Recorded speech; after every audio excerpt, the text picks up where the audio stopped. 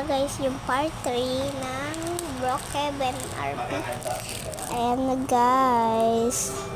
Ayan. Wow, ganda ko naman guys dito. Ayan guys, may phone pa nga tayo guys. At hindi pa pala napapakita natin.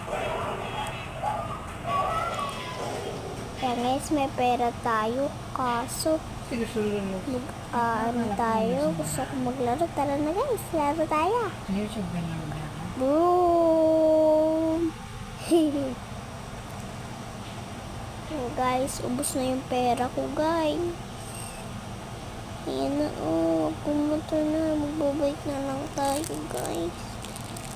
Paano ba yan kukunin na to yung putro? Yes, gagawa. May bahay na pa tayo kaso papagawa pa lang.